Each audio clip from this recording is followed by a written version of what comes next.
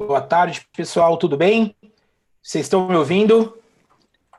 Quem Tudo estiver me certo. ouvindo, dá um oi aí para a gente começar então o nosso webinar. Eu sou o Leandro, um dos fundadores da HAL, e é um prazer estar aqui com vocês hoje para a gente falar sobre um assunto extremamente relevante, né? Que a gente vem. Deixa eu liberar o vídeo aqui. Um assunto extremamente relevante que é Design System e Design Ops. Muita gente confunde os dois, a gente tem muitas discussões sobre o assunto. Então, a gente vai passar aqui um tempinho discutindo isso com duas feras, né? O João Santos, o João Critis, dois grandes nomes aí do design e que a gente compartilha muito, a gente conversa aí há bastante tempo sobre várias iniciativas. E será um prazer estar com vocês aqui hoje, batendo um papo com o pessoal. Tá bom? Antes da gente começar, a gente está transmitindo também no YouTube, a gente já cola aqui o link no chat. Então, para quem quiser transmitir para algum amigo, colaborar e colaborar dizendo, mandando para alguém, fique à vontade também. Nós estamos lá com várias e várias pessoas. Pessoal, como que vai funcionar aqui hoje? Nós faremos uma apresentação bem rápida sobre a temática, né, alguns comentários dos dois João aí, e logo em seguida a gente vai abrir para um bate-papo geral. Então, a ideia aqui é muito mais contar com a participação de todos vocês que estão online, tanto no Zoom quanto no YouTube, do que de fato só a gente falar, a gente fazer uma apresentação. Então vocês podem mandar perguntas tanto lá no chat do YouTube, quanto aqui no chat do Zoom. Nós vamos levar essas perguntas, vamos fazer uma seleção delas e nós vamos levar para serem respondidas aqui ao vivo, beleza? Essa aqui vai ser dinâmica. Então, qualquer comentário, qualquer pergunta, qualquer questão, fiquem à vontade para nos enviarem, que vai ser um bate-papo muito legal, muito dinâmico, e assim que tem funcionado todas as lives que nós estamos fazendo. Beleza, pessoal? Para a gente começar, queria convidar aqui o João Santos para fazer uma rápida apresentação, falar um pouquinho quem você é, e daí logo na sequência uma apresentação também do outro João, e nós já começamos a live de hoje. Beleza, show. E aí, pessoal, tudo certo? O áudio tá legal? Só me dá um ok. Se o Bom, tá áudio tá bom. legal. Show de bola. Bom, para quem não me conhece, eu tenho um background em tecnologia, então atuei por muitos anos como desenvolvedor front-end, mas sempre com um contato muito forte com design e também com gerenciamento de projetos. Eu sou gaúcho. Quando eu fui lá para Joinville, eu assumi a gestão do time da empresa, do time de UX, de design, né, da empresa. Fiquei lá mais ou menos uns 2 anos. Nesse período eu tive a oportunidade, além de gerir o time de UX, participar de ponta a ponta do desenvolvimento do DS da empresa, né? E quando eu falo de ponta a ponta, entre todos os aspectos, né? Desde vender a ideia para a diretoria, até lá no final entregar resultados, né? Nesse meio tempo também, ainda lá em Joinville, rodei 2 workshops focados em operações de design system. Quando eu vim para São Paulo, eu já tinha parceria com o Leandro aí da Hall, né? De começar as primeiras turmas de Ops e System aqui. Em paralelo, eu comecei a trabalhar lá no Banco Next também, com o desafio de estruturar essas práticas de Design Operations lá dentro. E hoje eu sou responsável pelo Design Ops Lab, né? Que basicamente tem o core ali de treinamentos em company. Mas isso antes do Covid chegar aí, né? Beleza, acho que é isso. Show. João Critz, Legal. com você. Bom, boa tarde aí todo mundo. Primeiro, eu agradecer o convite aí do Leandro e do João. Um prazer estar aqui com vocês, falando de um assunto que a gente nem gosta de falar muito, né? De design, né? É muito bom bater papo sobre isso e falar do nosso dia a dia, né? Como as coisas funcionam. Bom, eu tenho 20 anos de carreira aí já, né? Eu venho de comunicação, eu migrei de publicidade e marketing para design. Na verdade, eu sempre trabalhei como designer gráfico, né? Então, migrei de design da parte impressa para a parte digital, mais ou menos em 2009.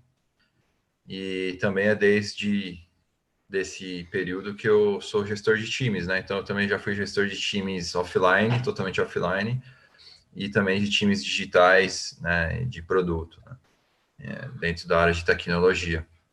Então, eu venho atuando mais focado em produto já fazem uns 8 anos, né? Tenho uma boa experiência de como é o dia a dia à frente de equipes e quais são os desafios, né, que a gente tem para cumprir aí na nossa rotina, né? Trabalhei em consultoria, né? Então, de 2015 até começo de 2019, eu fiz parte de uma consultoria francesa, que trabalha aqui no Brasil também, presente em todos os continentes. A gente tinha um escopo Latam lá de design, e também ali eu consegui abrir um pouco as nossas perspectivas para outras áreas, né? Não só em produto, e-commerce, coisas web, né? Mas para outros tipos de soluções, mais voltados para B2B.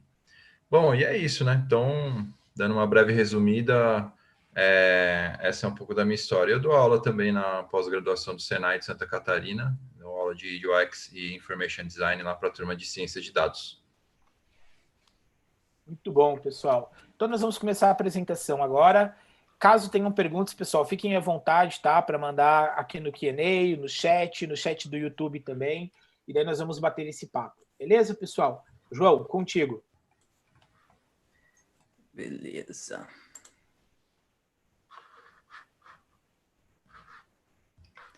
Tá aparecendo aí? Tá aparecendo. Tá, show de bola. Show de bola. Bom, pessoal, vamos iniciar lá então. O João, fica à vontade aí, beleza? Para ir parar a qualquer momento, para dar teus pitacos aí também, tá? Vamos aproveitar esse tempo. Como o Leandro Tá bom, vai me chamando aí. Hã? Vai me chamando, a gente vai batendo a bola. Já, beleza. Como o Leandro tinha comentado no início ali, é uma breve apresentação, tá? Porque o nosso objetivo principal é bater um papo com vocês, tá? Então, o meu objetivo aqui é trazer algumas reflexões, principalmente, alguns highlights que são muito importantes sobre os dois assuntos, né, para a gente discutir lá no final. Beleza? Então, bora. Qual a diferença entre os dois assuntos e como se relacionam e por que são importantes, então, né? Beleza. Eu gosto de começar, né? Bora para a primeira polêmica, digamos assim, né? Tanto o Ops da coisa quanto Design System são nomes para coisas que, na realidade, já existiam há um bom tempo, né? E essas práticas aí que a gente vai ver ao longo dos slides aí, né? Mas não é nada novo, é basicamente práticas antigas para um novo guarda-chuva ali, né?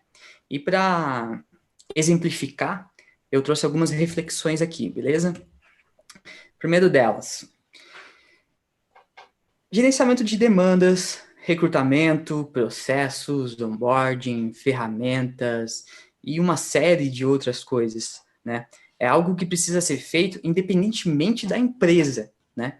E, obviamente, quanto maior a empresa, maior será o custo dessas operações se elas não forem muito bem executadas, né? O boom desse termo ali, né, quando todo mundo começou a falar sobre isso, né, foi depois dos primeiros eventos ali sobre o tema. Se eu não estiver enganado, acredito que o primeiro tenha sido o Design Ops Summit, em 2017, e o primeiro evento de DS foi até antes disso, foi em 2016, acho que foi pela Clarity Conf. Se eu tiver errado, alguém pode corrigir aí também.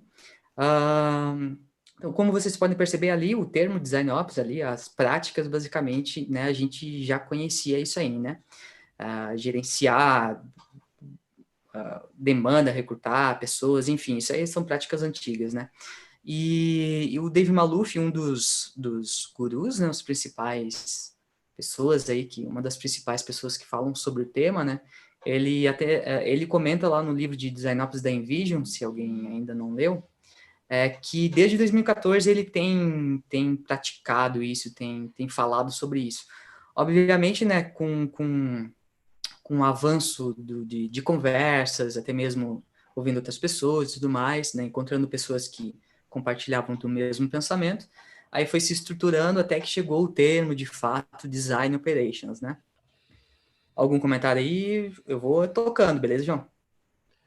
Eu acho que essa aí é a história. Foi na verdade, foi uma migração, acho também, sabe, João? Porque assim, tipo, o que aconteceu, né? As empresas, elas começaram a internalizar as áreas de design. Antes, você contratava uma agência, né? Então, essa prática era muito mais comum, você terceirizar esse trabalho e deixar tudo na mão de uma empresa terceira. Então, as próprias companhias, elas não tinham essa prática instalada dentro das suas próprias operações, né? Por exemplo, a área de marketing não tinha isso, né? Eu falo marketing porque design geralmente está ou com marketing ou agora produto e tecnologia, né? Um pouco contemporâneo isso, né? Então, essas práticas, elas começaram a ser feitas dentro das empresas por conta disso, né? Por conta desse comportamento. As empresas começaram a montar seus próprios times, deixaram de terceirizar esse trabalho, né?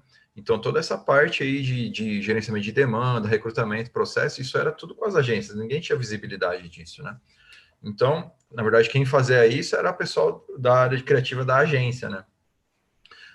Então, o que aconteceu agora? A gente está vendo esse cenário dentro das próprias empresas, né? Então, as empresas enxergaram que as áreas de design agora têm que ser internas, então é necessário essa prática dentro do departamento, né? Show de bola. Bom, beleza, continuando então. Design System, né? O conceito de component based, né? Como eu disse anteriormente, eu tenho background de tecnologia, né? Então, esse conceito de component based, né? No desenvolvimento de software surgiu mais ou menos na década de 60, mais precisamente numa conferência lá que teve em 68. E até mesmo o termo, né, de style guide, guia de marca, que isso aí, João até pode falar melhor lá, né? Pode ser visto no manual de marca da NASA, também na década de 70, acho que 75, 76 que foi publicado, não sei o certo. Enfim, eu lembro de quando eu tive o primeiro contato com esse termo, né? E aí, pesquisando e tal, né? Muitas das coisas, eu percebi que muitas das coisas em desenvolvimento front-end eu já fazia, basicamente, né? Não somente em código, mas, por exemplo, Style Guide em design, né? Tal famoso UI Kit, né? Só que a diferença é que na época cada um fazia de um jeito, né? E esse é o principal problema, de fato, cada um fazia de um jeito. Eu quero fazer ter um componente aqui para mim reutilizar, só que o mesmo componente que eu estou fazendo, se não for comunicado que ele existe, alguma outra pessoa vai fazer também, e a gente está reinventando a roda, né? Então, a principal diferença é realmente cada um faz de um jeito, né? Beleza? Eu também vejo como uma evolução, assim, do brand book, sabe? Eu acho que é uma área, é como se fosse uma área a mais, né?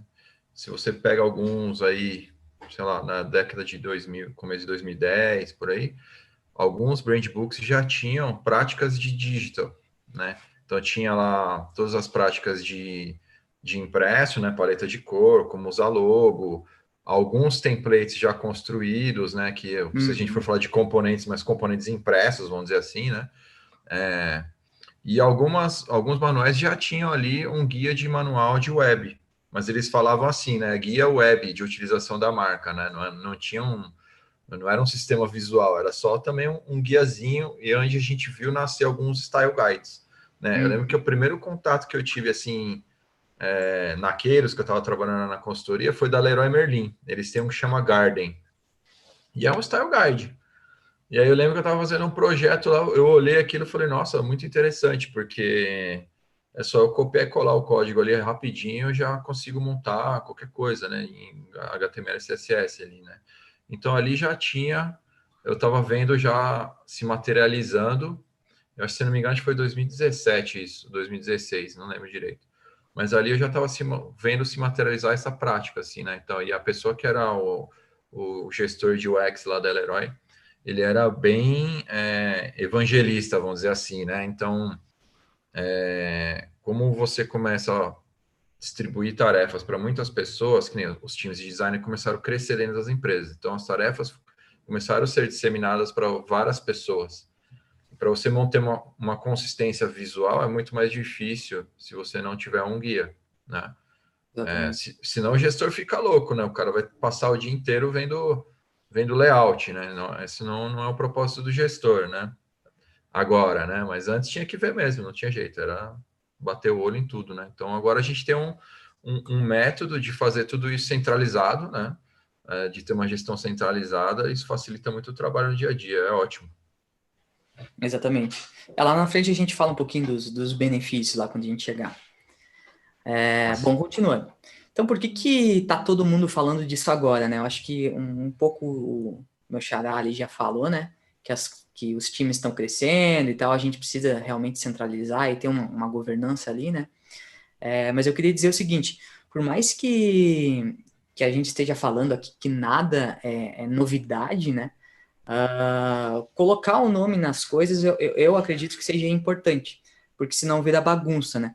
Que nem no exemplo que eu tinha comentado, vou fazer do meu jeito, outra pessoa faz de outro, né? E aí, em que momento que a gente parou para falar sobre isso e dar tanta ênfase, né? Operações, gestão, liderança, até mesmo integração entre design e engenharia, né? Quando que a gente estava falando sobre isso? Então, o mercado começa a olhar para essas coisas e dá muito mais valor quando a gente põe um nome, né? Beleza? Isso aí. Então, continuando. Por que está todo mundo falando disso agora? Escalabilidade, né? Então, como o João tinha comentado também, a gente está vivendo um período, não só esse período atual, né? Que a tecnologia ela avança muito rápido. Ela tem avançado muito rápido, cada vez vai avançar muito mais rápido, né? E daí, como é que as empresas vão conseguir escalar, né? Ou acompanhar esse ritmo frenético de mudança? Se as empresas não tiverem uma base sólida, né? Um foundation lá, isso será cada vez mais difícil. Com certeza, cada vez vai se tornar mais difícil e oneroso de fazer, né? E qual seria essa base sólida, então? Bom, escalabilidade para mim, tá? João falando, para mim envolve pelo menos quatro aspectos principais, tá? Obviamente cada um pode falar de um jeito, mas para mim são esses quatro aspectos aqui. O primeiro deles é a eficiência nos processos, performance nos times, produtividade e tal, estrutura, né? Comunicação efetiva, que hoje em dia é raríssimo, ter uma comunicação efetiva entre os times ou até mesmo a empresa como um todo, que eu não estou falando só de design, mas a empresa como um todo, né? E padrões de interface e consistência, obviamente, né? Então, por exemplo, se a gente botar num chapéuzinho aqui, né, num pacotinho, padrões de interface e consistência com performance nos times, a gente pode dizer que isso aqui é um entregável de design system, basicamente. Esse é um olhar do design system, né? Enquanto que eficiência nos processos, eficiência e eficácia, né, nos processos e comunicação efetiva é um olhar do design ops, né? Então, não sei se tem É algum muito, é comentário aí, João. muito, é muito louco, né, João? Porque, assim, tipo, na verdade, quando a gente começa a falar de escalabilidade, isso aí é uma encrenca que a gente mesmo arrumou, né? Exatamente. Porque as empresas de tecnologia, primeiro que o design começou a se infiltrar nas empresas de tecnologia, e isso foi lindo, porque o mercado cresceu absurdamente, né, cara? Você vê hoje empresas contratando um monte de design, nem sabe para que é, mas contrata, né? Contrata lá um time de design. Mas, na verdade, é para arrumar essa própria encrenca, porque assim, tipo, qual empresa hoje não trabalha em modo ágil, né? Então, todo mundo quer fazer 400 squads. Como é que a área de design vai conseguir atender, né, esse crescimento ininterrupto de equipes? Então, começa a brotar equipes dentro das empresas do além, né? Então, cada semana, cada mês que passa, nasce uma squad nova. E se dentro dessa squad ela está sendo, ela foi concebida para atender uma determinada demanda de um produto, então alguém de design tem que estar lá. Então, otimizar os processos e as pessoas, enfim, tudo que está envolvido, principalmente a comunicação. Você falou um ponto muito importante, a comunicação entre design e engenharia e a TI, vamos simplificar, né? E a TI, ele começou a pegar, né? Esse problema começou a ficar evidente justamente porque todo mundo começou a trabalhar no agilismo, né? Então tinha que estar todo mundo ali junto, todo mundo tinha que resolver o problema. E o que acontece? A área de design, ela é muito passível de virar gargalo em qualquer lugar, né? Então, se a gente não tem uma eficiência de processo muito bem desenhada, a gente vira gargalo, né? E aí essa comunicação com a engenharia e com a tecnologia, ela tem que ser melhorada através disso, né? Então, esse fator de escalabilidade, ele veio para resolver um problema que a gente mesmo arrumou, assim, que a gente quis se demonstrar a importância do design dentro das empresas de tecnologia, nós conseguimos, estamos lá dentro, só que a gente tem que acompanhar o modo que eles trabalham, né? E aí, se não for escalável, a gente não consegue. Exatamente. Exatamente. Bons comentários. Beleza. Posso seguir? Show. Tá, então a gente Vai lá, falou vai aqui lá. de escalabilidade e tudo mais e tal. O que Design System tem a ver com isso, então, né? Vamos dar uma definição. Então, um sistema de design, né, é uma coleção de componentes reutilizáveis e um ecossistema guiado por padrões claros, que vão facilitar a criação e manutenção de qualquer número de aplicações, né? Eu coloquei ali a palavrinha ecossistema dentro ali, porque não é só biblioteca, não é só biblioteca codada, ou não é só biblioteca de design ali, com tudo bonitinho, documentado, não é só isso. É comunicação de fato. Fora todo o ecossistema de gestão disso aí tudo, né? Então não é só realmente uma biblioteca e tudo mais, né? Só que para isso dar certo, né, a gente tem que entender uma coisa, que Design System é um produto, tá? É um produto, de fato. E agora vai começar as polêmicas, né, o João? Esse, esse, esse é um erro muito comum que eu vejo nas empresas, tratarem o tal do DS, tal do Design System como um projeto, né? Que vai ter início, vai ter meio, vai ter fim. Esse é um erro muito, muito comum, tá? Então, para mim, quando a empresa olha como o design system como um projeto, ou enfim, não dá tanta importância, para mim é indício de duas coisas. A primeira, a falta de entendimento sobre o assunto, né? E em segundo, o valor percebido, que tem total relação com o primeiro item, né? Então, se eu não... Como é que eu vou dar valor para alguma coisa se eu não entendo o propósito daquilo, né? Então, cabe muito a gente, né, tratar o design system desde o começo como um produto. E isso, no fim, tem que ser cultural, porque senão ele gera gargalo, enfim, tem falsos entendimentos aí sobre o que é e não vira uma cultura, não vira um produto, né? Beleza? Posso seguir, João? Tem uma coisa assim, que acho que deve ser a dificuldade de muitas pessoas que trabalham liderando times ou que estão ali numa posição sênior, que tem que ficar exposto a outras camadas dentro das empresas, é que o design, ele precisa ter uma percepção, a gente precisa tentar mudar isso, é muita persistência que é necessária para mudar isso, mas precisa tirar a percepção que design é custo.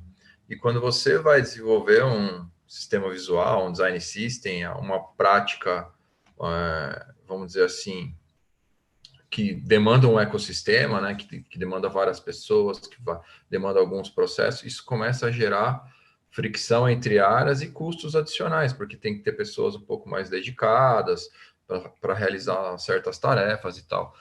Então, acho que esse que é o grande lance, assim, né, da gente tentar mudar essa visão das empresas de custo, não é um custo. A gente está fazendo um produto que é um produto interno, né? Ele não é um produto que vai ser vendido para ninguém, assim, sei lá. Né? Por exemplo, sei lá, o Google Material lá não é vendido, você pode usar lá o negócio lá, né? Então tá lá, disponível para todo mundo. Alguns outros também, né?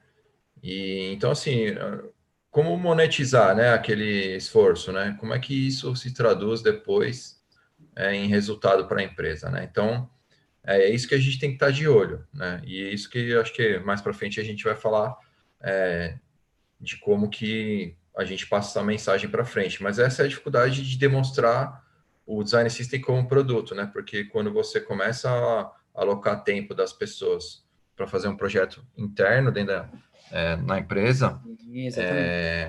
é difícil, né? Exatamente. É exatamente isso aí, é um ponto bem, bem relevante mesmo. Só que a questão aqui, que eu costumo falar de produto, entre esses aspectos que tu comentou, obviamente, é não cair nessa cilada aqui, né? O tal do famoso Designer System, né? Quem já ouviu falar aí. Essa é Cara, boa. assim, ó, DS, o Design System, só porque tem o nome de Design System, ele não é uma propriedade de design, tá? O DS ele não deve ser waterfall. Por exemplo, aonde um designer desenha, documenta um botão lá, tudo lindamente, e aí somente depois vai passar para um dev codar, sabe? Sem nem ao menos conversar, enfim, viabilidade técnica e tal, né? Então, de novo, não é propriedade nem de design e nem de engenharia.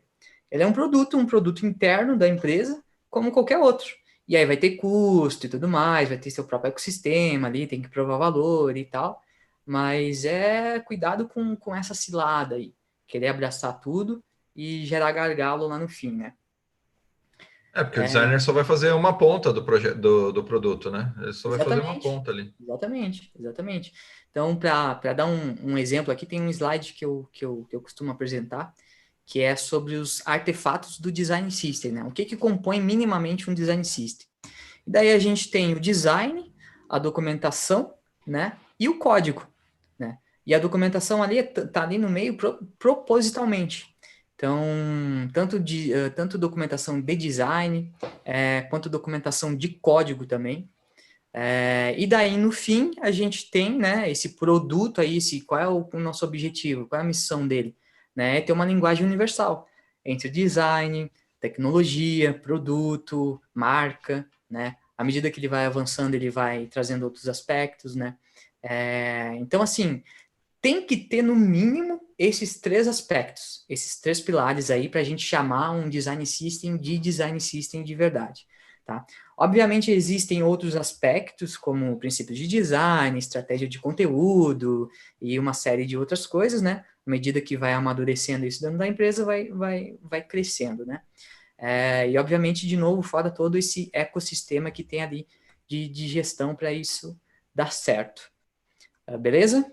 Esse aprimoramento aí que você falou, João, acho que tem uma coisa que alguns colegas falam que eu gosto muito, que o Design System é como se fosse uma API, cara. Ele é uma API que vai conectar lá o time de design com o time de negócio, né? E é por isso que cada vez ele mais vai sendo enriquecido, porque ele é poderoso. Ele traz Sim. marketing para dentro, traz conteúdo, né? Traz lá, ele facilita muito mais o trabalho dos POs ali quando eles estão idealizando coisas ou fazendo requisições para os times, né? Então ele ajuda muito nessa, falando de comunicação um pouquinho, insistindo um pouquinho nisso, né? Comunicação que é muito importante.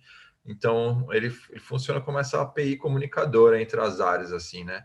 Então, se está bem estruturado lá o design, a documentação, principalmente, né? Que é o que abastece outras áreas, né? Para falarem com o desenvolvimento e falarem com o design sobre esse sistema, né? Então, a documentação é muito importante, ela precisa ser clara, ela precisa ser democratizada dentro das Exato. empresas. Tem gente que faz também e fica guarda por na gaveta lá, não vai adiantar, tem que, divulgar para todo mundo tem que saber que aquilo ali existe, né? Exatamente. E daí que entra o tal do design ops aí, né? Porque não adianta tudo tá super bem documentado e tal, e quando sai dali, quando tem que ir para os times utilizarem, não tem uma boa governança e tal para instruir esses usos, né? E daí esse é o assunto que a gente vai entrar agora, né? Qual é a relação de design ops nisso tudo, né? Eu gosto de iniciar com essa frase, tá?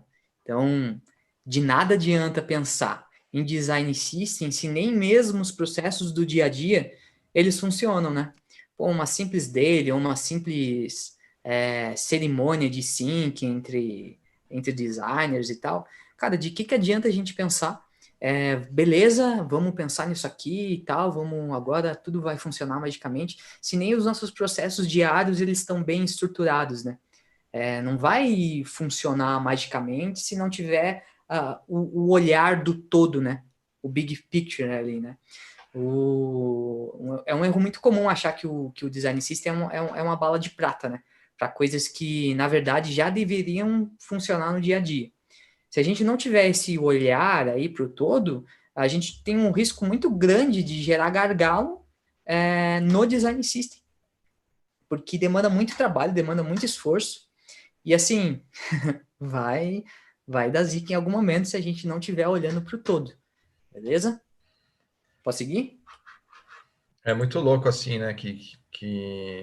Essa questão do gargalo aí, a gente já nasce gargalado. A área de design ela já começa dentro de uma empresa lascada, assim, né? Tipo, é a área que sempre está se adequando aos processos que mudam. É uma outra encrenca que a gente resolve no dia a dia, que somos nós mesmos que arrumamos, é essa liberdade que a gente dá das coisas mudarem, né? Então, agora nós trabalhamos em métodos ágeis, tudo pode mudar, não tem nada escrito na pedra, então cada semana você trabalha de um método, né? Então, ele serve como um equalizador disso aí tudo, né? E até ajuda, na verdade, na gestão de projetos, né? Porque daí as pessoas, quanto mais a gente martela na cabeça de todo mundo, mais as pessoas começam a entender que isso pode impactar o processo de design. E que o processo de design, quando gargala, para tudo. Porque se não tem design, ninguém desenvolve nada, né? Então, é mais pela dor, né? Na dor, a galera vai entendendo, né, como é que funciona, né? E sempre quebra na ponta mais fraca, né? Pô, passou por toda aquele ecossistema lá de produto, já veio zoado, e aí o insucesso daquela feature é culpa do design, né? Bastante disso. Enfim, bora continuar. Então, Design Ops, DevOps, Design Operations, e até mesmo outros nomes por aí, né? Se a gente pôr uma definição, é basicamente o departamento, né, a área ali, ou a pessoa que planeja, define e gerencia o processo de design dentro de uma empresa. O seu objetivo é garantir que o time de design funcione com alta eficiência, né, baixo atrito, que é isso que a gente já falou muito, né, baixo atrito entre as áreas e tal, e gerando artefatos de design de altíssima qualidade, o que tem relação direta com o tal do design system ali também. A gente vai ter uma consistência e padrões e tudo mais, né? Só que detalhe, de novo, né? As operações de design não são novas na nossa área, né? Design managers, heads de UX, enfim, todas as lideranças de design, comumente eles assumem essas responsabilidades. Essas responsabilidades são dessas pessoas ali. Quer ver um exemplo disso? Se a gente for colocar aqui, por exemplo, esse slide aqui tem um guarda-chuva ali de responsabilidades, digamos assim, de entregáveis, né? De design ops. Por exemplo, fluxo de trabalho, ferramentas, governança, infraestrutura, verbo, estrutura, pipeline, retenção, educação, evangelização. E daí, por exemplo, o workflow, né? Fluxo de trabalho. Como o trabalho, né, de design flui dentro da empresa. E o workflow não é necessariamente somente o workflow ali de quando entram as coisas em design. A gente precisa entender também como as coisas estão entrando, como as coisas são e como elas estão saindo. Isso é muito importante também. Não adianta a nossa cozinha tá super bem ali e tal, e o cliente recebe algo que não tem nada a ver, né? Enfim. Ferramentas autoexplicativo, né? O que o time precisa para fazer o trabalho. Governança, então, algo que é de extrema importância, né? Então, de fato, quem precisa ver, aprovar o trabalho, e quando, né? Que tem relação direta com liderança e tal. Infraestrutura. Essa é a maior treta que tem. Governança é a maior treta que tem. Com certeza. A falta dela, né? A falta de gestão. É que eu já trabalhei nos dois universos, assim, o universo como consultoria e o universo como cliente propriamente dito de mim mesmo, assim, uma empresa que tem um produto, vamos dizer assim, né? Quando você está numa consultoria, se você está em 10 projetos ao mesmo tempo, você tem 10 governanças diferentes, né? E quando você está numa empresa que tem o seu produto, você tem algumas, né, a menos, né? Vamos dizer, uma ou duas, né? Então, esse é sempre o método que hoje a gente tem como desafio no dia a dia lidar, porque toda hora muda, né? São raras é muito raro você ter uma governança super definida para design, porque uma hora um aprova, isso aqui não sou eu, aí agora é o fulano, Exato. E agora tem que ser os dois juntos, aí quando é os dois juntos o prazo vai lá para frente. Então, assim, a governança ele é ele é uma disciplina, vamos dizer assim, né? Um entregável que a gente está falando, que o gestor, o design ops, o manager, o head, enfim, quem está à frente do design, ele tem que ser o cara de montar isso e implementar, né? Então, e deixar muito definido para a empresa toda ou para o cliente que ele está entendendo, que ele está atendendo, que a equipe dele representa ele também, né? Então, não é só o João Crites que vai lá toda vez que tem que aprovar, tem que ser ele, sabe? Então, assim, vai até da macrocultura até umas partes mais micro, assim, sabe, de entendimento. Eu vejo isso como um grande problema hoje, assim, é a governança, cara. Uhum. A falta de gestão, né, na verdade, porque quando a gente fala de governança, até parece que soa meio que, vai tudo burocratizar, né? A gente precisa ter aprovação e tal, mas não, na verdade é o contrário. É simplificar as coisas ali. É gestão eficaz, né? Isso é a essência. Bom, beleza, eu não vou ler, a galera tá com slide aí. Só queria fazer uma reflexão aqui. Por exemplo, se a gente parar de falar de design ops de uma hora para outra, né? Essas responsabilidades aqui que estão na tela, elas vão sumir? Óbvio que não, né? Isso é responsabilidade das pessoas líderes, dos gestores, e não somente de gestão de design, mas gestão de todas as áreas. Porra, fluxo de trabalho, ferramenta, estrutura, retenção, isso todas as áreas têm que praticar. Não é só design ops ali, né? Isso é operações em sua essência ali, né? E olhando para esse guarda-chuva gigantesco, né? Até parece que quando a gente fala de design ops, é a solução, a salvação para todos os problemas, né? Magicamente, pô, beleza, então é só contratar o tal do design ops aí, que as coisas vão simplesmente, isso aqui tudo que está na tela vão ser construídas, né? Sendo que, na verdade, isso já deveria estar acontecendo nos times, independente da nomenclatura, se é design ops, design manager ou whatever, sabe? Isso já deveria estar acontecendo, né? Beleza, vamos continuar. E algumas coisas são compartilhadas também, João, depende da Sim, empresa. com Por certeza. exemplo, educação, retenção, estrutura e infra são também entregáveis do RH das empresas, né? Então, às vezes, até o RH não permite que você faz isso, né? Então, Exatamente. são coisas que têm uma governança compartilhada, né? Então, tipo, tem que ter essa negociação e esse entendimento ali dentro, esse acerto ali entre as áreas para que o gestor do design ele possa atuar mais forte nisso. Exatamente. Pega na autonomia ali, né? Até que ponto é possível, É. né? Complicado. Bom, seguindo então. É, Daí eu queria trazer uma reflexão aqui sobre maturidade, tá? E daí agora é bastante polêmico. Esse slide aqui é basicamente uma visão, tá, minha, tá? De como as coisas deveriam ser e como eu percebo que o mercado tá agindo em relação a esse termo e tal, né? De novo, é uma percepção minha, cada um tem a sua leitura e a gente vai discutir isso depois, beleza? Então, começando na minha opinião, como deveria ser, né? Assim como tudo, não só design ops, eu acredito que tem que ter uma mentalidade, né? Um mindset da coisa. E mentalidade é simplesmente o entendimento daquilo, né? É o valor percebido daquilo ali. Como eu ajo, como eu entendo, como eu identifico, o que eu preciso fazer para aquilo dar certo, né? Tendo a mentalidade, que é a base de tudo, né? Um mindset ali, a gente evolui para a equipe. E quando eu falo equipe, não é ter 50 mil pessoas lá numa squad trabalhando, uma squad de design ops, com uma estrutura gigantesca e tudo mais.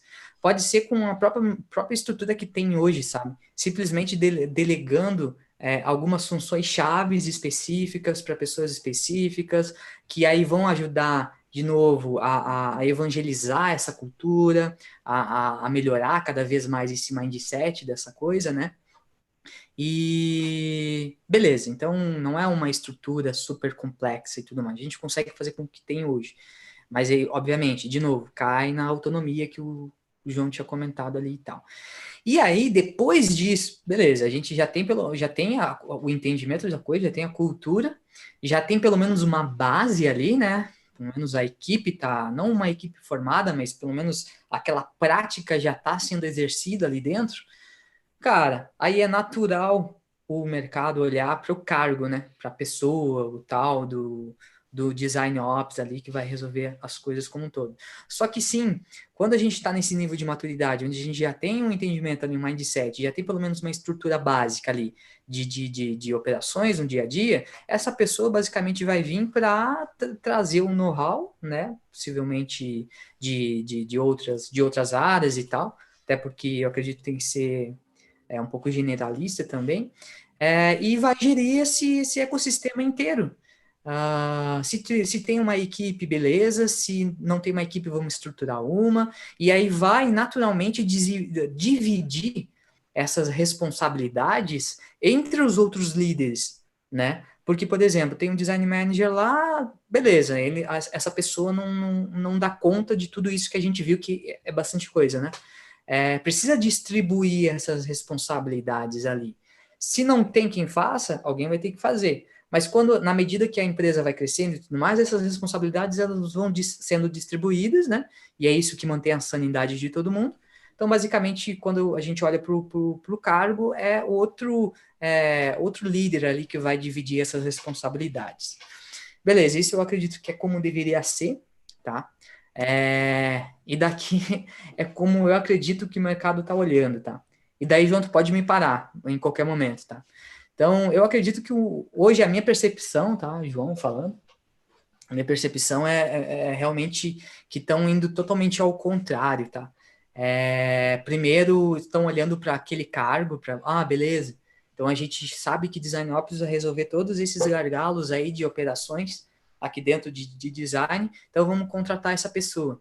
E aí pegam, jogam essa pessoa lá no time e, cara, isso não vai funcionar. Ou simplesmente nomear alguma pessoa ali que, beleza, então cuida disso, sabe? Aquela falta de valor, aquela falta de entendimento, e procurar uma pessoa para... Não tem um mínimo, né? De novo, não tem um mínimo, não tem uma prática estabelecida ali, não tem uma equipe, né? De novo, não é uma equipe formada, mas a prática estabelecida na equipe e muito menos a mentalidade. Tá? Então, é totalmente o contrário do que deveria ser, né? Então, esse é o que hoje o mercado reflete é que ele não entende que esse processo ele tem que crescer, né, com o tempo, né? Então, assim, tipo, para você chegar numa Design Operations, você veio lá de trás, trabalhando com o que você tem. Então, assim, tipo, quem é o líder da equipe, ele vai ter que identificar dentro daquela equipe que ele tem pessoas que têm algumas habilidades que podem contribuir nesse crescimento e investe nelas, né? Dá um pouco de autonomia.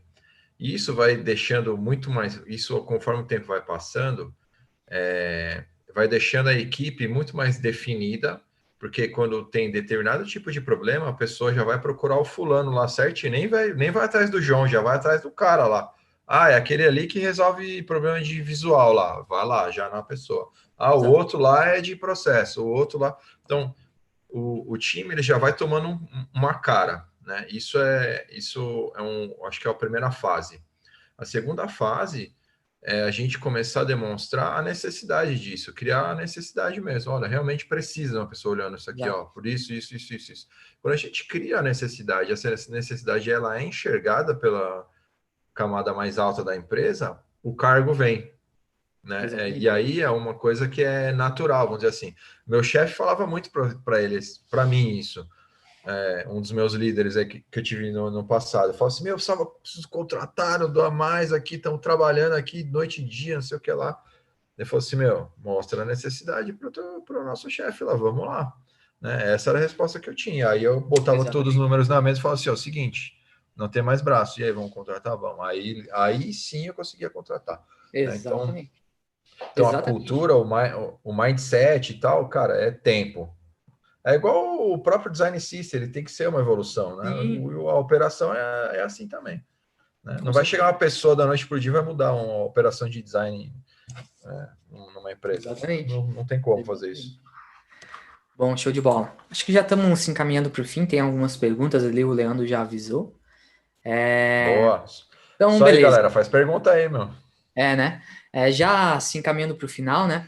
Vamos dividir, então, aqui eu trouxe uma visão separada aqui dos dois assuntos, né? a relação entre os dois, né, basicamente. Então, Design System, como a gente já falou aqui, é um produto que tem na sua essência, visa a consistência e performance das equipes, né? Esse é o objetivo. E enquanto que Design Operations é o serviço, né? Que tem como foco principal a eficiência e a eficácia. E aí, obviamente, envolve todas essas coisas que a gente já tem conversado até aqui, né? E daí, já finalizando, né? Eu queria trazer mais uma frase polêmica aí, né? Não tem como deixar polêmica de fora, que é essa outra aqui. Mas se a gente for... Essa não é a frase polêmica, tá? É a próxima. Se a gente for definir, pelo menos se eu fosse definir em uma única sentença, uma única frase, Design System é sobre escala produto e marca. E Design Operations é sobre enxergar o todo, né? E daí agora sim a frase polêmica, né? Um time de Ops não é um time de Design System, né? Eu vejo bastante aí através de conversas e tal. Temos um time de Ops aqui, quando vai olhar é só Design System, e aí vai olhar é uma pessoa lá desenhando no Figma e tal. Enfim, não estou generalizando, tá? Só que assim, de novo, se a gente tiver essa mentalidade, a gente vai estar assumindo que DS, que Design System, é propriedade de design de novo, tá? Por que está abaixo de Design Operations, né? Se ele é um produto da empresa, né? Por que está abaixo de Design ali, né? Tanto DS e Design System, Ops e tal, whatever, elas são coisas distintas que têm um objetivo muito claro em comum, que é a escalabilidade, né? Que é esse o principal ponto da gente estar falando isso hoje, né? Então, um time de Ops não é um design Ops, né? Que cuida de um design system, ou muito menos alguém que desenha um componente lá e a gente diz que é um time de design Ops. Beleza, João? Quer comentar alguma coisa? Eu acho legal, assim, acho que, sei lá, tentando simplificar o que seria um time de Ops, pensando aí na empresa que vocês trabalham, sei lá. Pensa assim, que dentro do time de design terão pessoas especialistas em determinados assuntos. Então, o time de Ops pode ter um cara lá especialista do Design System, um cara especialista em pesquisa, uma pessoa especialista em desenvolvimento, em gestão, sei lá, em processos, coisas assim. Então, quando você precisar de algum tipo de ajuda, ou quando você precisar de um suporte para fazer um trabalho dentro da sua squad, dentro da sua área, você vai chamar uma pessoa daquele lado do time de Ops, né? Então, eu costumo definir assim, né? É como se fosse um time de especialistas que está numa camada acima ali e que driva todo o trabalho de todo mundo, né? São as pessoas que são os guias, assim, o mestre dos magos da galera ali, são os caras de Ops ali. Concordo. Né? Bom, beleza. Eu acho que já falamos bastante até. Só para finalizar, eu queria deixar essa frase, tá? Porque a gente já falou bastante coisa aqui, e a gente sabe que a todo momento surge uma nova buzzword aí no mercado e tal. Simplifica, tá? Não complica. Não é criar processos gigantescos, não é burocratizar ainda mais o trabalho, o dia a dia que a gente tem. Na verdade, é totalmente ao contrário, tá? Depois de tudo isso que a gente viu aqui, eu só peço que no fim do dia, simplifique. Ponto. Pega essa essência aqui, vê o que funciona em cada empresa e aplica, né? Porque se a gente não simplificar, o complicado ele nunca vai ser eficiente. Beleza? Acho que a gente já falou bastante. Valeu. Perguntas agora. Abri o chat. Meu LinkedIn aqui embaixo. Quem quiser saber mais sobre o Design Ops Lab também, só tacar ali lá no Google que vai ter bastante coisa. E é isso. Vou parar aqui a tela. Beleza? Boa. E aí, pessoal, tem muita pergunta aqui, uma chuva de perguntas. Eu acho que a gente vai até meia-noite aqui para conseguir responder tudo, mas... Aí sim, hein? Boa. Isso diz que foi muito bom, né? Muito boa a apresentação, a gente está com bastante gente no YouTube, bastante gente aqui no Zoom também. E a primeira questão, assim, que muita gente perguntou, vou agrupar até algumas perguntas que vieram que são semelhantes. Como iniciar um Design System, né? Eu acho que essa foi uma pergunta que veio bastante.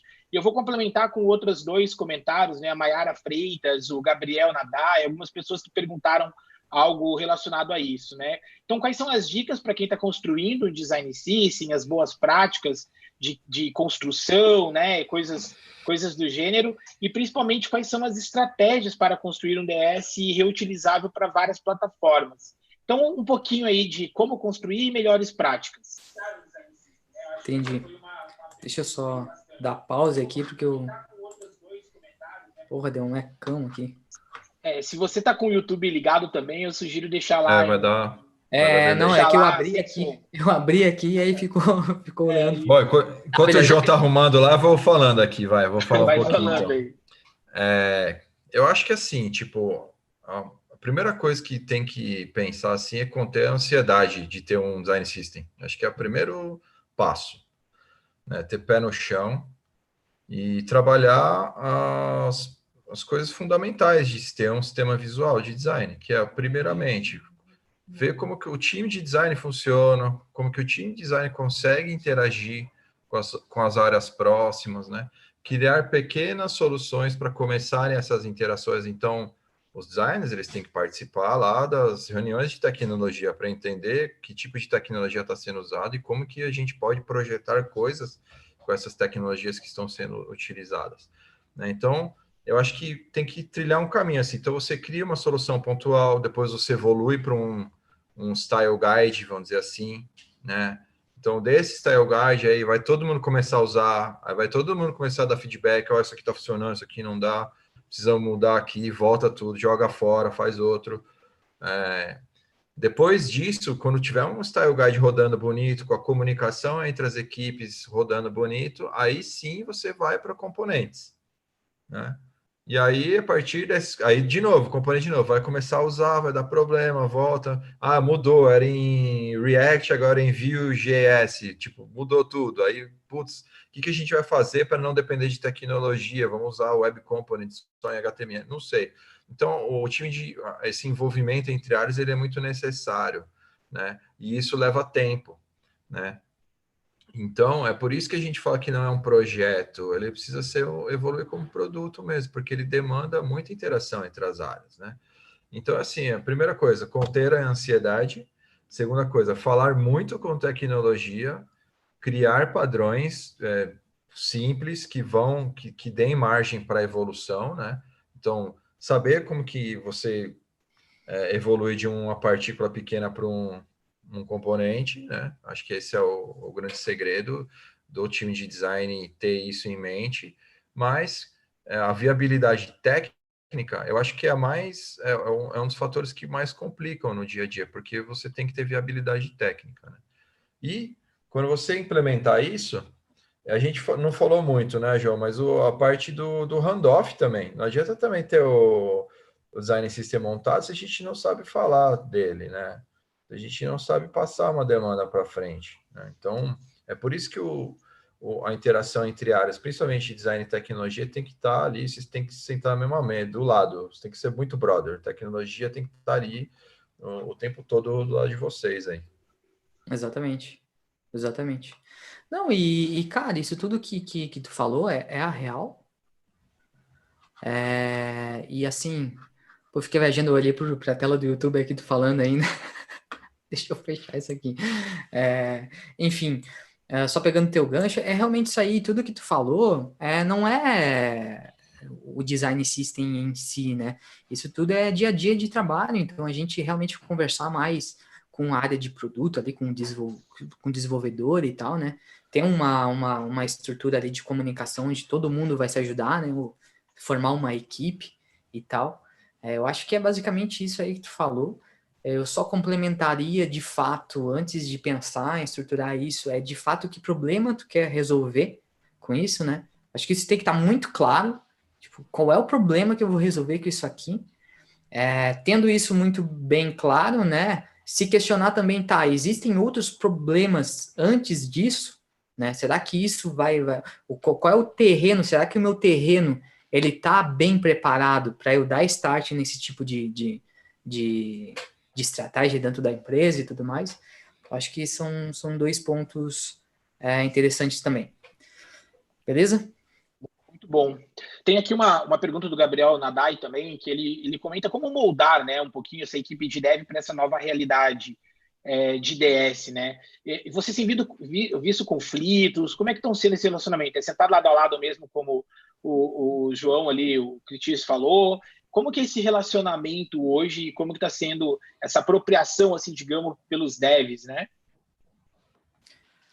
Olha, eu posso contar minha própria história, tá? De como nasceu isso, por exemplo, lá em Joinville, como nasceu o Design System, né? Eu comecei a perceber uma série de gargalos, não somente em design, mas também no time de engenharia. Lá a gente tinha um time dedicado que se chamava Framework, né? Que era um time de inovação, de performance, que estruturava componentes para o time de produto utilizar, né?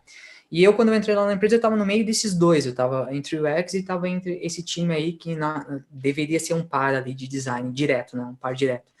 E daí passou-se um tempo, eu comecei a perceber uma série de problemas que estavam acontecendo, tanto de stack de desenvolvimento, né? Conversando com os devs e tal, entendi que realmente não tinha legado, enfim, não tinha uma boa estrutura.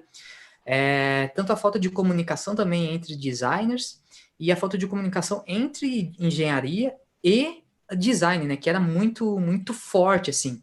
Então, a gente trabalhava todo mundo junto, fisicamente, junto, né, UX falando, e aí tinham esse outro grupo que trabalhava junto ali também, vários designers, mais de 20 ali, entre back-end e front-end, e muito perto, assim, no mesmo setor, e às vezes não se comunicavam, né? Então, esse foi um principal ponto, a comunicação, né?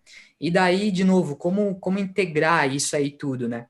Acho que primeiro é realmente ter empatia, sabe? Não é começar a apontar dedos.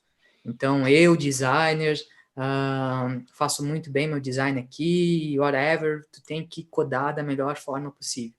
Não é realmente se comunicar, porque assim como o design tem problemas, deve também ter problemas, a gente não conhece o dia a dia deles ali, como está a esteira de desenvolvimento, as sprints desafogadas e tudo mais. Então, acho que o primeiro passo para integrar esses dois mundos aí é praticar empatia, comunicação ali, né? E aí, depois que eu peguei esses dados, esses insights, eu compilei isso, montei uma apresentação, né? Para os líderes, para o meu diretor e tudo mais, e daí em diante foi aprovado, teve a aprovação, teve o entendimento da diretoria, da área, né? E obviamente estavam os tech leads e o PO desse grupo que eu comentei. Todo mundo ficou no mesmo nível ali de entendimento e a gente começou a dar o start no DS ali dentro da empresa. Então, assim, era algo que, beleza, pode fazer, vamos fazer. Ponto. Então não era algo informal que a gente estava tentando. Será que a gente fazendo isso, será que vai ser legal aqui para os dois times? Não, realmente, no meu caso, foi algo que foi vendido, foi formalizado, e aí tinha que entregar resultado. Não sei se eu respondi. De bola. Cristian, você quer complementar com alguma coisa? Eu acho que tem um ponto assim. É Gabriel, né? Gabriel que fez a pergunta, né? Gabriel, tem um ponto assim que acho que facilita muito.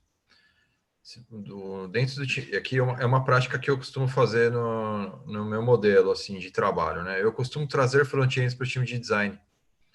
Então, não que eles vão representar de tecnologia como um todo, mas eles vão nos ajudar a falar com eles, né? Vão nos ajudar a colocar as coisas no mesmo idioma lá dos coders, né? E isso ajuda muito, né? Então, a gente pode trabalhar das duas formas, ou ter uma pessoa fixa mesmo de front na equipe de design, ou fazer uma negociação interna, pegar alguém emprestado para fazer esse projeto e começar a facilitar a comunicação, né? Então, acho que assim, eu gosto muito de ter front-ends dentro do time de design exatamente por isso. Porque às vezes você está elaborando um sistema que ele vai atender diversas tecnologias, né? E se não tem alguém ali de desenvolvimento do seu lado o tempo todo cortando as suas asas, isso faz com que mais para frente você perca algum tempo de retrabalho, enfim, de discussões e tal. Então, isso pode prolongar reuniões, sei lá. Isso dá, lá na frente, dá um prejuízo em tempo, vamos dizer assim, né? Então, acho que o legal, uma tática que você pode seguir é isso, trazer um front-end para dentro do time de design e trabalhar com essa pessoa em conjunto aí para passar tudo adiante, né? Funciona muito bem. Com Show certeza. de bola. Tem duas perguntas aqui que eu vou compilar em uma. A Renata Alberti e a Bruna Lima comentaram muito como funciona Design System para sistemas legados, né? Aqueles grandes sistemas já rodando há um tempão, não foram construídos usando DS. E aí, existe solução mágica? O que vocês nos dizem? Que bucha, Pela hein? risada já viu o tamanho da bucha, né? Tiveram alguma experiência relacionada a sistema legado? Como é que tem sido? Olha, eu tive também lá em Joinville, tinha para explicar, para dar essa resposta, na verdade, eu vou dar o contexto lá. A empresa estava passando pela migração do sistema, né, 3.0, aonde tinha um dos OKRs era realmente melhorar a experiência ali, design e tudo mais. Então, estava alinhado com a estratégia da empresa, né? Mas, obviamente, a gente tinha um legado muito grande. Empresa há mais de 20 anos, bem formal e tal. Tinha um legado muito grande, tá? Qual foi a estratégia, basicamente? A estratégia eram os pegar produtos chaves ali, né? Como eram vários produtos ali, pegar alguns chaves e aí realmente reformatar isso da melhor forma possível, já utilizando os componentes que a gente estava estruturando e tudo mais, revendo comportamentos e tal. Realmente dar uma geral em produtos chaves ali, já aplicando o tal do design system ali, melhorando os padrões e tudo mais. E aí, obviamente, validar, né, o design system através desses produtos que iam ser desenvolvidos ali, que já eram na versão nova, né, digamos assim. Então, os clientes que recebessem essa versão nova já estaria com essa novo visual, nova experiência e tudo mais. E aí, a partir dali, coletar insights e tudo mais e ir melhorando. Mas o legado, assim, ele não vai sumir de uma hora para outra, ele vai existir e não é simples, e não tem uma receita de bolo para tu conduzir isso. É realmente ir melhorando aos poucos, pegando pilotos, né? Features específicas e tal, implementando design system, fazendo tudo do zero, né? E aí o legado, né? Estratégia da empresa ao longo dos anos é realmente sobrepor esse legado com novas tecnologias, performance e tudo mais. Mas eu já adianto que não é um trabalho fácil.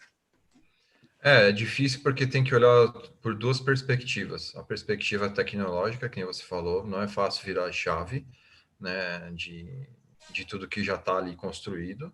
E tem a perspectiva de design mesmo, de usabilidade, experiência da UX em si mesmo, do que está ali, do produto, que já está no mercado, que todo mundo já conhece, e que você vai fazer uma alteração visual e comportamental do teu produto ali, digital, né? Então, tem que ter isso tudo na balança, assim, quanto que isso vai impactar no entendimento que as pessoas, seus clientes têm no seu produto, né? Então, assim, é como a gente sempre fala, vamos comer pela beirada, né? Se for fazer alguma coisa no que já está lá, que já está existente, começa lá pelo rodapé da página, a última página que a pessoa acessa, né? Então, Exato. ali você vai construindo até a cultura. Olha, fizemos isso aqui, deu certo, olha só, funcionou. Vamos fazer agora um botão? Ah, vamos. Então, aos poucos, você vai implementando. Sim.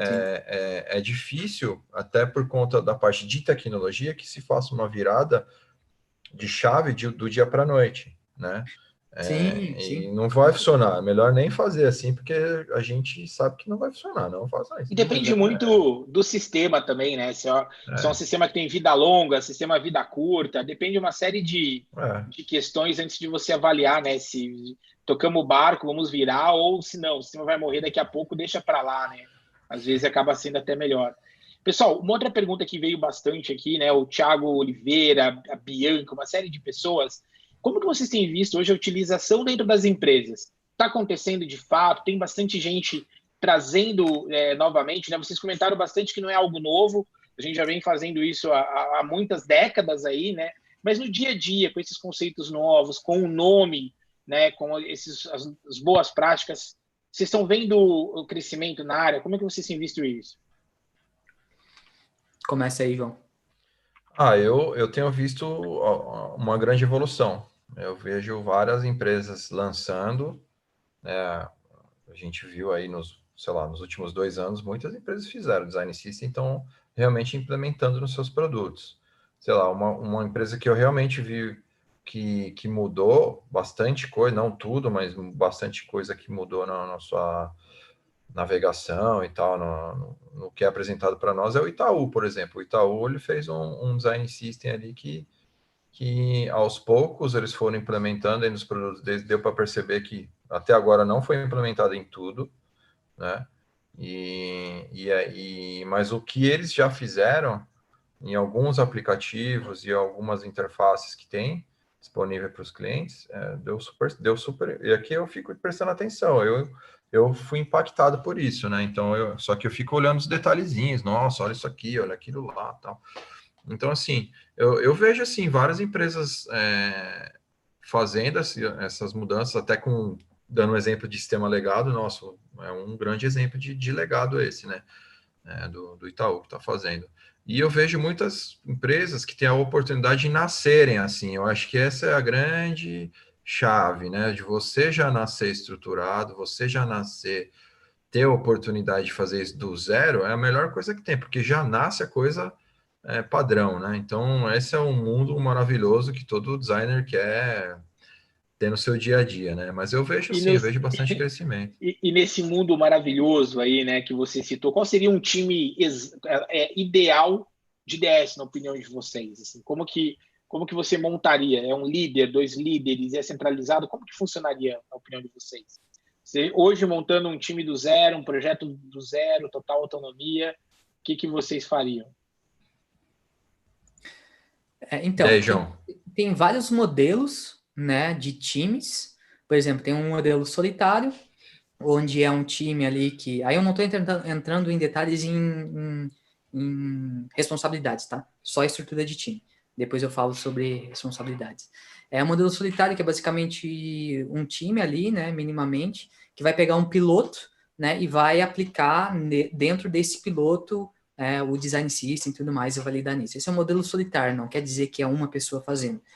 Aí tem o modelo de centralizado, que aí sim é um time centralizado, onde vai ter, esse time vai tomar as decisões, em sua maioria, né? E vai governar aquilo ali como um todo. E aí tem um modelo que é um modelo cíclico, né? Que seria basicamente a mesma coisa que um time centralizado ali, só que é alimentado por outros times também, ou seja, por outros designers, outros squads, tudo mais, vão alimentar esse design system também. Então, só o centralizado, na verdade, é só aquele time que trabalha ali. E aí, esse misto aí, no caso, tem uma colaboração ali, 70-30, digamos assim, né? Eu acho que esse é pelo menos alguns modelos básicos, né, que a gente pode seguir. E daí, em relação a funções ali, bom, primeiro, eu acredito que depende muito do tamanho da empresa, muito do budget que tu tem, enfim, de uma série de fatores, tá? Mas eu vou seguir a tua pergunta, tá, Leandro? Tipo, o mundo ideal, tá? O mundo Vamos ideal. um mundo ideal hoje, se eu fosse citar um time as especialidades que teriam design, obviamente, né? E aí, dois, isso, quantidade ali vai depender muito do teu contexto, mas especialistas em design mesmo, então o visual bem forte ali, o UX que vai cuidar da usabilidade e tal. Writing também, então que vai ter essa estratégia de conteúdo ali também, pesquisadores, especialistas em desenvolvimento também, software engineers e tal, e também um PM, né? Que pode ser o líder do produto, né? E o PM ali, ele vai gerir sinceramente, acredito que não precisa dos dois papéis, um Product Owner e um PM. Eu acredito que faria um nível acima como um PM, tá? Porque além do PM faria a gestão das demandas, né? Mas ele também teria um papel fundamental na comunicação. Então ele estaria lá removendo impeditivos, estaria comunicando com as outras áreas e tal, fazendo pesquisa, PM, né, em sua essência. Então hoje eu colocaria essas habilidades ali e obviamente a acessibilidade ali também no meio.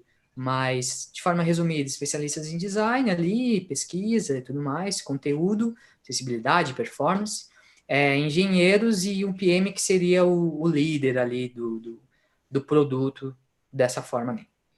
Acho que é isso. Só colocaria uma pitadinha a mais nisso aí que o João falou. Eu queria ter um time desse aí também. Pedir pro meu chefe. Ora, não parava de falar mais, né? Nossa, meu. Mas é legal a gente ter a área do marketing, cara, branding. Eu acho que quando a gente cria um design system, ele tem que refletir personalidade de marca, né? Ele tem que ter essa comunicação muito forte, né? Então, assim, precisa ter, sim, não necessariamente, acho que no time fixo ali, atuando lá 100% do tempo, mas que tenha uma interação constante ali, que vai trazer, sei lá, ilustradores, uma hora vai trazer um ilustrador, uma hora vai trazer uma pessoa de marketing mesmo, outra hora de branding, enfim, que vai fazer essa ponte aí com o marketing da empresa, que eu acho que é super importante. O Franco até comentou aqui no chat também sobre isso, né? Que qual que é a opinião de vocês, como que funciona essa integração com a área de marketing, informações de produto num DS, né? Então, se vocês puderem complementar um pouquinho. Eu acho super importante, na verdade eu acho fundamental, né? Porque quando a gente está criando um sistema visual que representa a empresa que a gente está trabalhando, isso, querendo ou não, vai refletir na nossa comunicação como um todo, né? E isso vai refletir lá na ponta com o nosso cliente, a percepção dele, o humor dele, a satisfação dele. Então, está relacionado à forma como que a gente se relaciona com a sociedade como um todo, assim, né? Então, é fundamental que tenha, assim, a participação do marketing, porque algumas coisas ali, Com certeza. eles vão dar diretriz de tom de voz, eles vão dar diretriz de sentimento que eles querem extrair dos clientes, né, com o que está sendo criado. Então, é assim, geralmente não é envolvido, mas quem não envolve está perdendo. Essa é a minha frase, vamos dizer assim, né? Se você não envolve marketing, você está perdendo alguma coisa que poderia ser fundamental. E foda que daqui a pouco a mídia tá falando tem uma linguagem, o produto tem outra também, tipo, vai contra o que a gente quer, né? Então, realmente, é isso aí. Tem que ser integrado, né? Não tem como não ser. Tem que ser. Algumas perguntas mais operacionais, né? O Lincoln, ele perguntou aqui como que, na visão de vocês, seria um fluxo ideal para a criação de novos componentes, né? Levando em consideração etapas de validação. Como que vocês têm visto a parte de componentização? Bom, isso... Sim, se entendi. Cara, acho que na verdade, assim, pegando a realidade, né, cada empresa vai ter a sua dinâmica, né? O que é importante? Vocês estarem sempre próximos aos POs do produto que você está trabalhando, para você ter contato do que está vindo de feedback, né?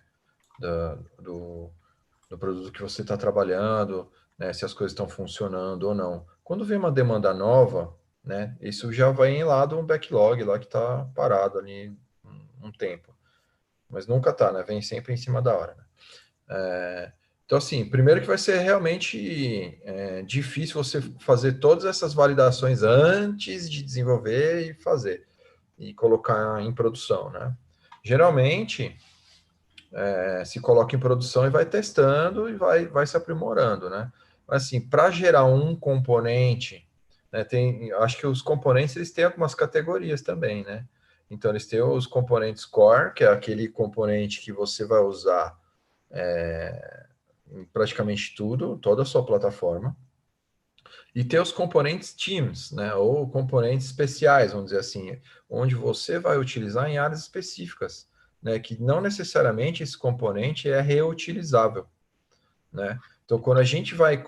E aí é o que está. Quando você tem um componente que ele não é reutilizável, mas conforme a evolução do produto, ele começa a ter essa necessidade, ele pode ser promovido a um componente core, né? Então, acho que o que tem que ser mapeado é isso. De repente, vocês estão criando lá vários componentes e tal, e não conseguiram ainda definir o que é core e o que não é, né? Então, assim, medir o tanto de recorrência de utilização dele, né? E se a funcionalidade dele não muda nessa reutilização, né? Então, Acho que esse é o amadurecimento do componente, né? Ele vai muitas vezes ele nasce como um componente pontual, que ao longo do tempo ele começa a ser muito bem aceito, muito bem utilizado, ele é promovido para um componente core.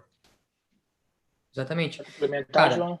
a tua explicação é isso aí, não tem nada que acrescentar. Eu joguei um link ali, Leandro, se tu quiser jogar lá pro pessoal do YouTube também, é uma ferramenta que fala exatamente sobre isso, tá? Pode dar uma ajuda aí pra galera. Mas é basicamente, em suma, o que o meu xará falou ali, beleza? Se puder compartilhar ali com o pessoal. Tô compartilhando. Tem uma outra questão aqui, né, que eu acho bacana, mas como vocês gostam de uma polêmica, então eu vou colocar e vou sair para colocar o Boa. link lá no YouTube, né? O Beleza. Pedro que ele comentou, né? Design Ops parece a mesma coisa que gestão de design. E aí, tem diferença? Não tem diferença? Querem detalhar um pouquinho? Para Então, mim não tem diferença. É polêmico, olha lá. O João começou no então, já vai Eu, para eu, porrada, o peito É do que assim, pé. eu sou old school, né? Vamos dizer assim, né? Meu, para mim, cara, é um nome novo, uma coisa velha. O João mostrou, acho que foi o primeiro slide, né? Foi esse aí, né? Eu já curti, né? exatamente. Porque assim, hoje, o que tem que pensar assim, Pedro, os líderes de design hoje, eles estão tendo oportunidade de sentar em outras mesas, né? E de discutir um pouco mais estratégia do que o craft em si, né? De ficar pondo a mão na massa lá, tá? Então, muitas vezes, a pessoa que está ali naquela posição, ela não tem tempo de fazer todas as tarefas do que o Design Operations necessita, né? Eu sou uma pessoa que gosto muito de delegar, vamos dizer assim. Eu gosto mesmo de dar liberdade para o time. Então, eu costumo pegar muito mais a parte só de gestão de pessoas e a parte de desenvolvimento pessoal e deixar a parte mais operacional de processos e core com o time mesmo, eles mesmos, ou alguém para me ajudar a coordenar esse trabalho, né? Então, aí você pode ver assim, porque tipo, para mim é meio estranho ter um design manager e um design ops, né? Um designer ops. Ter o designer ops lá no mesmo time, né? Então, assim, eu acho que dá para fazer sozinho e dá para fazer em conjunto, né? Então, acho que é esse que é o grande ponto, assim. Mas para mim é a Exatamente. mesma coisa. Exatamente. Cara, para mim é a mesma coisa também. Tipo, é só a questão de divisão de responsabilidades mesmo. Né? É que nem, por exemplo, uma startup ou empresas que estão começando, eles sempre vão olhar para o tal do unicórnio, né? Alguém que desenhe, faça pesquisa, até mesmo se conseguir codar, vai codar, né? E aí, à medida que a empresa vai evoluindo, que as coisas vão crescendo, né? É natural essas responsabilidades serem distribuídas. Então, UX, UI, Research e tal, né? Porque é essa forma que a gente vai manter a sanidade de todo mundo, né? Atuando. E Design Ops basicamente é a mesma coisa também. Então, tipo, a gente tem a liderança de design lá que não vai estar conseguindo olhar para esses aspectos e vai precisar de alguém ali para estar distribuindo essas outras responsabilidades de gestão de design também, com um olhar mais especificamente a essas operações, né? Então, é muito fácil responder essa pergunta se perguntando o seguinte: tá, beleza, a gente não tem Design Ops. Quem é que tem que fazer? Quem está fazendo? Isso é responsabilidade de quem? Então, acho que isso já é a resposta já. Show de bola. O Ricardo É. fez uma pergunta aqui. O texto dele é um pouco grande, eu não vou escrever todo o texto, né? Mas basicamente ele comenta muito sobre maturidade de tecnologia e mercadológica de algumas empresas e também sobre a complexidade. Ele, resumindo, vocês acreditam que quando a gente coloca, por exemplo, design system, começa a trabalhar com algumas práticas e a empresa não tem a maturidade suficiente, isso não pode transformar e trazer mais complexidade para o processo? Como que vocês conseguiriam trazer o design system e uma simplicidade para facilitar de verdade, né? Que é o grande objetivo de quando a gente está trabalhando, né? Bom, isso aí vai de encontro com aquilo que eu falei. Se você pega uma empresa quadradona, fala, gente, vou fazer um design system aqui, é isso, é maravilhoso, os designers vão sair do computador, eu faço um protótipo na mão aqui, o desenvolvedor vai fazer já o produto final. Não, não é assim, porque a gente lida no dia a dia com uma frase que me deixa muito irritado é que sempre foi assim. Não, mas sempre foi assim, não vai mudar, não. Não faz isso aí, não. Não quero mudar. Não vou mudar porque sempre foi assim, né? Então, se a gente não vem comendo pelas beiradas, uma pequena mudança aqui, e essa mudança ela começa a gerar um novo modo de pensar dentro da empresa, eu acho que o modo de pensar é a coisa primordial que tem que ser feita, não o produto final, que a gente sempre começa a olhar sempre o produto final, né? Isso aí. Mas para chegar lá tem uma estrada, e empresas tradicionais, antigas, que tem aquela coisa de hierarquia, tudo verticalizado e tal, então isso é muito mais complexo, porque, nossa, eu preciso fazer um projeto aqui, vai ter que ter 40 assinaturas lá dos diretores, e você não pode pular o gerente, né? Que senão você pulou a hierarquia lá, e aí vai ficar todo mundo querendo te matar lá. Então, para lidar com empresas que têm um modelo de gestão tradicional, é realmente colocar uma energia de persistência infinita dentro do seu corpo e ir devagarinho lá, falando, ó, vamos fazer assim, vamos fazer assado. Entrega uma coisinha, eu acho que o que funciona muito bem, assim, com pequenas entregas, você consegue ir criando aos poucos uma cultura, evangelizando, né, igual a gente fala, gosta de falar, né? A gente consegue ir evangelizando o resto da companhia, né? Até chegar no diretor que começa a pensar já em design, ele mesmo pensa, né, em design system. Então, pensar nessa jornada, assim, não, o imediatismo é o seu maior inimigo. Ele vai trazer caos, ele vai trazer muita coisa, muito mais responsabilidade nos seus ombros do que seria fazer uma jornada mais calminha. Tem que ter esse jogo de cintura. Beleza. Pessoal, tem algumas perguntas. Você quer complementar, João? Não, acho que falou tudo, é isso aí. Tá, tem algumas perguntas assim que são mais operacionais, que é bacana para aquela galera que está começando também, né? Quais ferramentas vocês utilizam para elaborar as estruturas? O que vocês têm utilizado de ferramenta, as boas práticas? Puder citar, detalhar um pouquinho isso? Vai lá, João. Para estruturar design system, no caso? Isso. Para deixar um pouco mais organizado todo o processo. Eu sei que cada time faz de uma forma, mas quais as Sim. ferramentas que vocês veem hoje o pessoal mais trabalhando, mais utilizando? Olha, eu sendo bem sincero, assim, tá? Minha maior ferramenta de todas era o bom senso. Sempre foi o bom senso. Porque ferramenta a gente tem um monte, somente de design thinking ali, né? Várias metodologias ali, várias ferramentas e tal, dinâmicas para ser feita. E às vezes a gente se perde, né? Então, para mim, eu acho que o principal é saber o que a gente quer, né? O resultado final, extrair aquilo ali e montar a própria ferramenta, tá? Pega um pouquinho de cada uma, vê o que funciona e bota no papel, rabisca, e é isso aí, vamos se comunicar, vamos resolver o problema, né? Independente da ferramenta.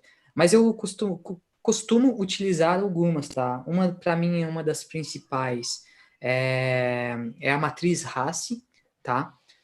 Que é relacionado a processos e governança. Então, quem quiser, acho que até vou botar aqui, Manda o Leandro. link aqui que eu encaminho para o pessoal. É isso aqui, só jogar no Google que vai rolar.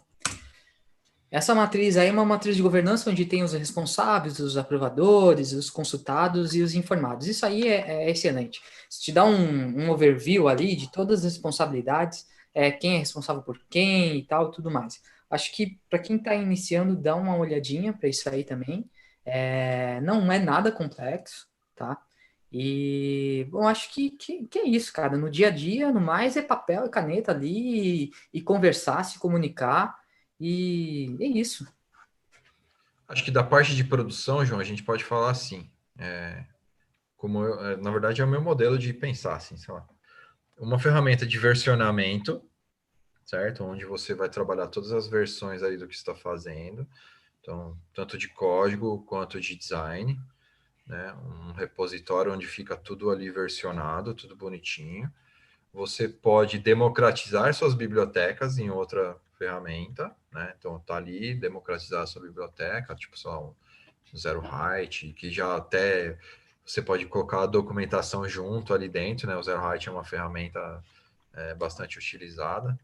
Inclusive o Paulo usa, né? O Paulo que é o parceiro do João aqui no Bootcamp. Eu fiz o Bootcamp, hein, meu? É bom, hein? Eu fiz, hein? Faz propaganda aí pro É isso pessoal, aí, fala meu. bem.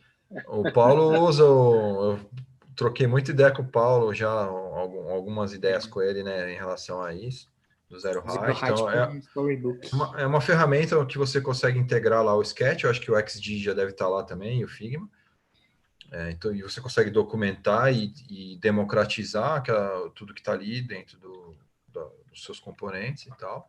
E uma ferramenta importante é a comunicação mesmo, divulgar, mostrar, ensinar. Eu acho que quando você lança um produto desse, você tem que treinar as pessoas como é que usa, sabe? Tipo, e não é só o desenvolvedor, é a pessoa de negócio, o PO, o gerente de produto, sabe? Então, levar isso para outros ares, para todo mundo, na verdade. Eu joguei 2 links ali, ô Leandro, depois tu libera, pessoal. Já tô colando lá. Pessoal, a gente indo para as perguntas finais, a gente recebeu uma chuva mesmo, umas 40 perguntas. Infelizmente não dá para fazer todas, né, pela uma questão de tempo. Então, para a gente fechar, para quem que não trabalha ainda na área, quer entrar e trabalhar um pouquinho mais, né? Quais são as principais competências, habilidades? Muitas coisas já falaram agora, né? Uma boa comunicação, a questão de organização também, relacionamento. Mas se vocês pudessem falar um pouquinho aí, né, as principais habilidades para quem quer trabalhar na área, seria interessante. E junto com isso também, a Heloísa Sá, ela perguntou, né, quais indicações de deixar bons exemplos, né, de conteúdo, bons DS e coisas do gênero. Bom, eu acho que, assim, habilidades depende da função que a pessoa vai exercer, né? Assim, tipo, eu acho que também cada gestor tem um modelo de contratação, que também é uma disciplina aí de operations, contratar e atrair talentos, né? Que eu tenho um modelo de trabalho que eu não foco muito no hard skill, né? Eu acho que o hard skill o próprio time pode ensinar, eu posso ensinar, todo mundo pode ensinar, Sim. né? Todo mundo pode colaborar na evolução da pessoa.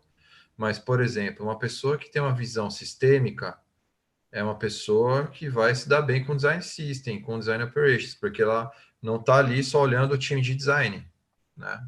Então, uma pessoa que tem uma vivência já em outros departamentos, ou uma pessoa que, sei lá, talvez tenha migrado de área de desenvolvimento para design, vai ter uma facilidade um pouco maior, né? Pessoas que vêm de gestão e quer ali trabalhar mais a parte de pessoas também vai se dar bem, né? Então, eu acho que tem que estar conciliado qual é realmente a necessidade do time, né? O que realmente aquela pessoa vai desempenhar no dia a dia. Eu acho que a primeira definição é essa, e é sempre a mais difícil, porque nós do time de design, a gente tem o RH, enfim, outras áreas, e não tem muita certeza do que a gente faz, né? Então, a gente tem que definir muito bem, assim, o que a pessoa vai fazer. E aí, a partir disso, acho que buscar alguém que tenha algumas qualidades, habilidades, lógico, experiência que você deseja dentro daquela matéria, disciplina que ela vai desenvolver, sei lá, seja visual, seja de UX, ou seja de pesquisa, enfim, né, dentro do seu time de Ops, mas que tem que ter essa visão interdepartamental, tem que ter essa visão, a multidisciplinaridade, ela é muito presente nessa função, tem que ter. Quer complementar, João? Cara, eu acho que nem tem muito o que complementar. Acho que isso aí depende muito realmente do papel da pessoa ali dentro, né? Mas eu acho que eu tenho que concordar com o João ali que cada vez mais essas habilidades interpessoais ali, e tanto quanto de outros departamentos, né? O conhecimento de outros departamentos, isso cada vez vai se fazer mais necessário, né?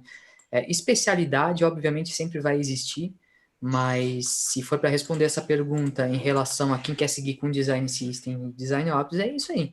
É um perfil mais generalista ali que consegue se comunicar com as outras áreas. Não precisa ser o expert, mas na minha opinião, por exemplo, um Design Ops, por exemplo, especificamente Design Ops, tem que ter uma veia muito, muito forte de comunicação e liderança, tá? Liderança na sua essência, né? Porque a gente sabe que liderança não é um cargo. É a atitude, né, de um líder. E, cara, skills muito fortes de gestão de projetos, né? As habilidades ali de gestão de projetos, essa visão aí, né, de conseguir enxergar muito lá na frente e tal. Essas duas aí são as principais, né? Não é ser o especialista de design ali, e muito menos especialista de tecnologia. Show de bola. Pessoal, a gente está chegando ao fim aqui da live. Eu queria, João, que você comentasse um pouquinho sobre o Bootcamp, né? Dar um overview aí para falar um pouquinho. O Cristian comentou um pouquinho que ele fez o Bootcamp. Se puder apresentar em rápidas palavras, né? Um minutinho, o que é o Bootcamp, como funciona, e daí a gente já fecha. Beleza, show de bola. Essa aí vai ser a 6ª edição, Leandro? Sexta ou sétima, não lembro de cabeça Acho que é a agora. 7ª. Acho que é a 7ª, vai ser a 7ª. A primeira online, né? Primeiro online, isso aí. Basicamente, esse Bootcamp, ele é tanto Design Ops quanto Design System, tá? A diferença é que a gente estressa esses dois assuntos, eles separadamente, então, muito do que a gente falou aqui, na realidade, né? Então, a gente, de fato, foca na mentalidade, no entendimento muito forte do que é, de fato, Design Ops e tal. E aí, ao longo do Bootcamp, a gente aplica essa mentalidade especificamente no Design System. Então, ao final do Bootcamp, basicamente vai ter as habilidades necessárias para liderar um Design System, por exemplo, com uma forte base ali sobre o entendimento de Design Operations, né? E tem como o Paulo, como o Chris comentou ali, o Paulo, ele divide comigo, então a gente tem um módulo específico só sobre acessibilidade, então é interessante também. Acho que é isso, um breve resumão. Tem bastante descrito ali no link da hall, tem os módulos ali direitinho.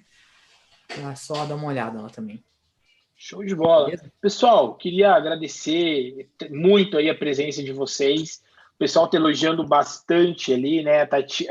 Tadiana Oliveira, Juliana, Manuel, uma galera tem comentado, né? Falado bem aí do evento. A gente chegou a picos aí de quase 200 pessoas vendo aí a live nesse horário, né? No finalzinho da tarde.